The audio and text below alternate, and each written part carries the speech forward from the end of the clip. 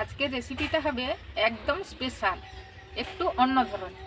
নমস্কার বন্ধুরা, কল্পনা রান্নাঘরে সবাইকে স্বাগত জানাই।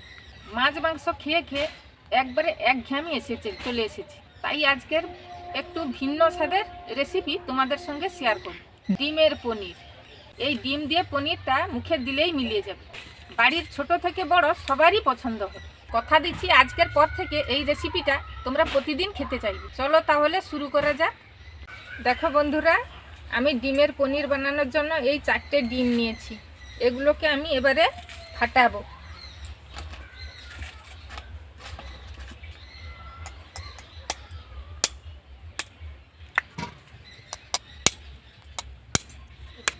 তোমরাও চাইলে বাড়িতে বেশি ডিম তৈরি করতে পারো। আমার লোক সংখ্যা কম, তাই আমি 4টে ডিম নিয়েছি। আমার মা এসেছে বাড়িতে, নাহলে আমাদের মাত্র 3 জন।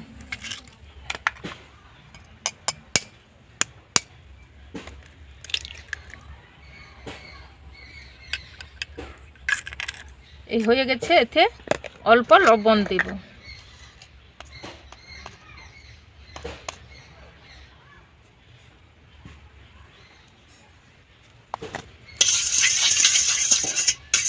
এগুলোকে ভালো করে ফাটিয়ে নিব। এগুলো ভালো করে ফাটিয়ে নিলে তাহলে পনিরটা দেখবে খুবই নরম হবে।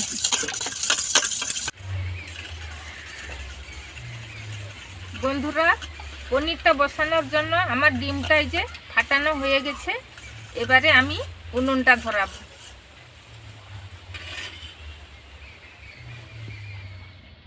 বন্ধুরা, উনুনটা আমার ধরানো হয়ে গেছে। এবারে আমি কড়াইয়ের মধ্যে অল্প একটু জল দিয়ে দিলাম।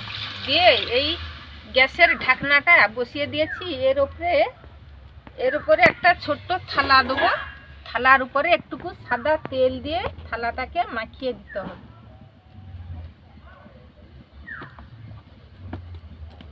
যাতে করে পনিরটা জড়িয়ে না যায়। দেখছো বন্ধুরা, আমি থালার মধ্যে একটুকু সাদা তেল মাখিয়ে দিলাম। এই তাওয়াটার মধ্যে আমি থালাটাকে বসিয়ে দিলাম। ডিমটাকে যে আমি ফাটিয়ে রেখেছিলাম, এটাকে আমি থালার মধ্যে ঢেলে দিলাম।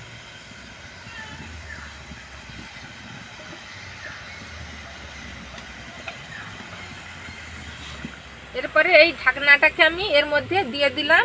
4-5 মিনিট মতন ঢাকনাটা দিয়ে দেবো। হালকা হালকা তাপ দিলে এটা বসে যাবে। পনিরটা ভালো করে বসুক, ততক্ষণে চলো বন্ধুরা পনিরের মশলাগুলো তৈরি করে নিই।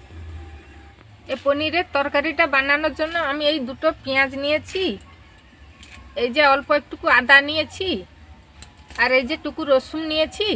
এইগুলো একসঙ্গে পেস্ট করব। বন্ধুরা, মশলাগুলো আমি সব কুচিয়ে নিয়েছি। এই যে পেঁয়াজ কুচি, এই যে রসুন, এই যে আদা, এগুলো একসঙ্গে পেস্ট করব। টমেটো থাকলে আপনারা টমেটো দিতে পারো। আমাদের বাড়িতে আজকে টমেটো নেই, তার জন্য আমি এই মশলাগুলো দিয়েই করব। বন্ধুরা, মশলাগুলোকে আমি পেস্ট করে নিয়ে চলে এসেছি। এবারে আমি ঢাকাটা খুলে পনিরটাকে তুলব। ঢাকাটাকে খুলে দিলাম। দেখছো পনিরটা কি সুন্দর বসে গেছে, পুরো পনির হয়েছে। আমরা কিছু কিছু জিনিস বাজার থেকে কিনে আনি, কিন্তু কিছুই স্বাদ পাই না। এই জন্য বাড়িতে বানিয়ে খেয়েও কীরকম টেস্টটা দেখবে আর কি। তাহলে চলো বন্ধুরা, পনিরটাকে আমরা কেটে নিই।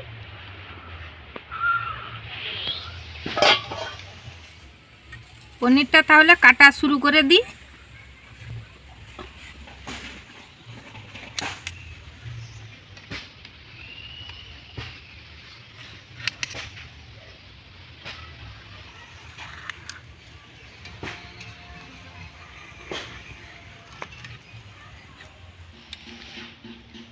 এই যে দেখছো বন্ধুরা, কি সুন্দর পনিরটা কেটেছি। এই পনিরের তরকারিটা এবারে আমরা বানিয়ে ফেলি। কড়াটা আমার তেতে গেছে। এরপরে আমি এর মধ্যে তেল দিয়ে দিলাম।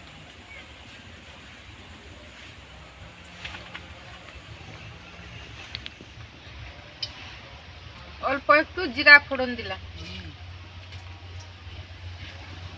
এবারে যে এই পেস্টটা আমি করেছিলাম, এই পেস্টটা আমি তেলের মধ্যে দিয়ে দিলাম।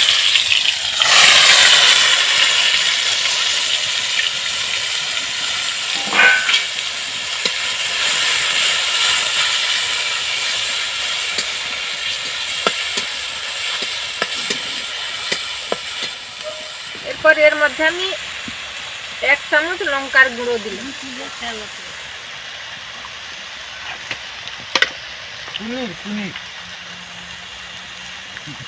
হলুদের গুঁড়ো 1 চামচ দিলাম।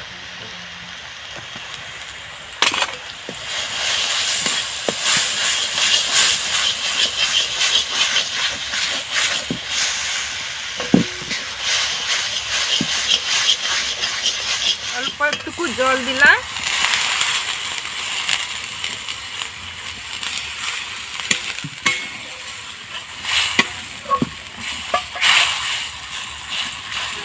নাড়তে নাড়তে কি সুন্দর রংটা হয়ে যাচ্ছে, দেখছো বন্ধুরা।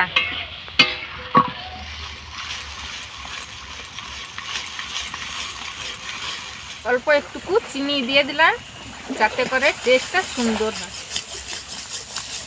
স্বাদ মতন লবণ একটু দিতে হবে। মশলাটা আমার কষা হয়ে গেছে।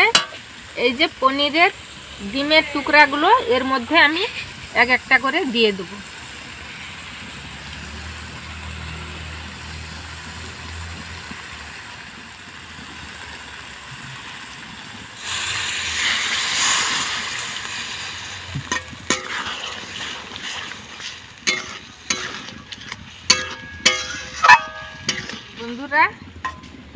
বন্ধুরা 5 মিনিট মতো এই তরকারিটাকে আমি ফুটিয়ে নেব।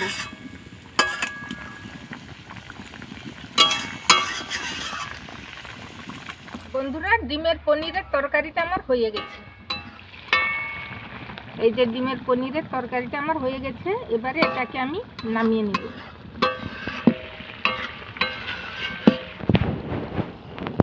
আমাদের কম লোক সংখ্যা বলে আমরা কম রেঁধেছি, আপনারা চাইলে বেশি করে রান্না করতে পারেন।